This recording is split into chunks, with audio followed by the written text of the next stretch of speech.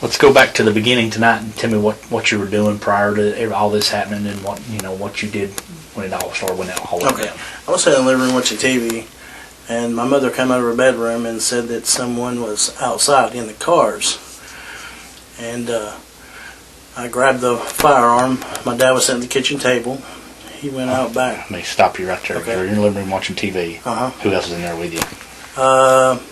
My son and Catherine Womack. Noah Williams and Catherine Womack was in. Yeah.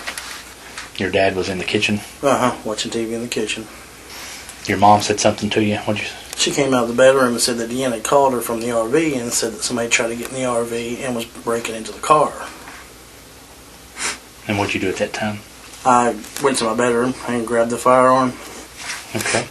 Then what happened?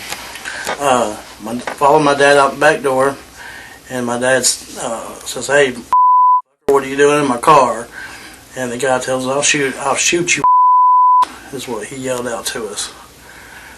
And at that time, I walked around the side of the car where I showed you guys where the casings were, and I shot 3 times. So Melvin yelled at him, asking what he was doing. Well, what are you doing in my car? And the prowler says what? I'll shoot you. And what happened then? Like I said, I stepped on the back of the vehicle. I shot 3 times. He ran around the back of the RV, and I shot 3 more times, 3 to 4 more times. Not knowing, exact number if it's 6 or 7 shots, but I remember firing a couple more shots. So you stepped to the back of the building, you shot 3 times first, and then what made you shoot the second volley? No reason. Just was he walking towards you? No. He was running around the side of the RV. So at that time I couldn't see him. I didn't know if he was coming back or if he was going to continue down the alley. That's when you shot again? Yeah. I couldn't see him at that time. I thought I was actually shooting in the ground because I had the gun aimed, I thought, lower. I had no intentions of hitting the man. I just wanted to basically scare him away is what I wanted to do. Tell me what you were feeling when he told you he's going to shoot you. I felt like my life was in danger. I have no idea what this guy, how do I know what this guy's got in his hands? I have no idea. I can't see him at that point. I have a handicapped dad. I have Deanna in the RV. I have a small child. I don't know, what to think. Like I said, I couldn't see what he had. I didn't know if he had nothing or something or anything. And he did threaten to shoot you all. Yes, he said, "I'll shoot you." Was his exact words. Were you scared for your dad? Absolutely. Were you scared for Deanna? I was scared for everyone, including myself. Like I said, I have no idea what this man's got. I can't see his hands. Did you know, what was he wearing? I couldn't tell you. I looked like light colored clothing, and I know my son's backpack, I think, was on his back that he stole out of the car as a silver and black Nike backpack. And my son's backpack was the only thing I recall missing being gone out of the vehicle. Did he make indications like he was being shot? No. He took off running pretty quickly. So he ran? Yeah. How come you didn't call the police? Honestly, I don't know.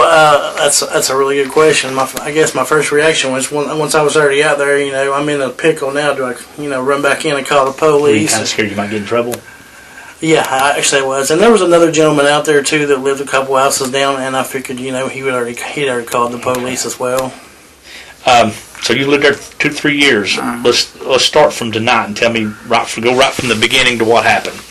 Well, she called down and said somebody was trying to break in, so I went to the back door and I seen somebody in my navigator.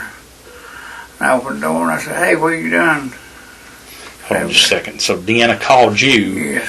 And said someone trying to break in. Called my wife. Talked to Gail. She said break in the camper or the... Breaking in the camper and the car. And when you say cars, that red... I had the red navigator and I had a blue Blazer sitting back there.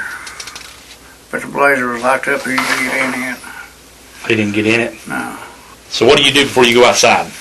I opened the door, blind, looked at the back door, and I seen my interior lights, and I seen the guy on the passenger side in it. So you saw the prowler inside your red car?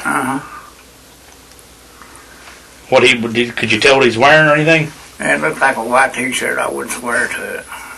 It was light colored. It looked like.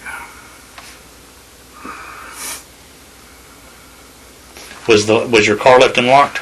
Yes. Okay, and what happened from that point once you saw him through the window? And I opened the door and I asked him what the hell he was doing in my car.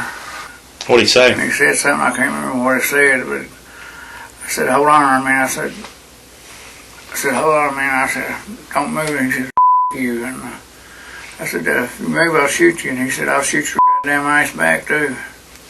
He started walking off. Donald was down there, and Donald thought he had a gun, so Donald shot at him. So he told you, so you told him, he looked at you and said, you, right? Yeah. And you told him you'd shoot him. I said, I'll shoot your damn ass. He said, you, I'll shoot you. He said, I didn't even have a gun. At what point did the gun show up? Donald got around the side of him. He came up behind me. And so Donald was he retrieving the gun while you were addressing the guy? No, he came up behind. He was behind me with the gun. He went in. He went in the bedroom, got the gun.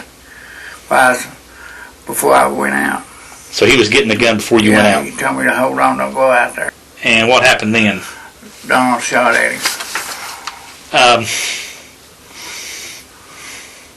Did he make any indications he'd been shot or anything? No. Didn't even know he'd been shot. Pardon? We didn't even know he'd been shot. Donald said, I wasn't trying to hit him. More or less just wanted to scare him. How come you didn't call the police? I asked them how come my wife and them, they didn't want to call the police. They didn't think nothing went on. They didn't think you was hit or nothing. Have you all ever called the police in the past? No. I don't like to call. I'll tell you the truth about it. You don't like police? Well, they're all right. I just don't like to call on anything. I own the bar now, I never did call them. I thought that was going to be over with. So you didn't think he was shot? No. I just thought it would be over with, and that's the last I hear of it. In this particular case, we did not believe that we could overcome a defense of self-defense. In this particular case, he, as you know, broke into a vehicle in the driveway. He had tried to break into a camper that someone was in fact living in the backyard. And once he was confronted by the homeowners, he did threaten to shoot the homeowners. So I think at that point, the homeowners would say that they were in fear for their lives. And he did threaten them and threatened to shoot them. And they had every right to believe that he had a weapon at that point and would in fact shoot them.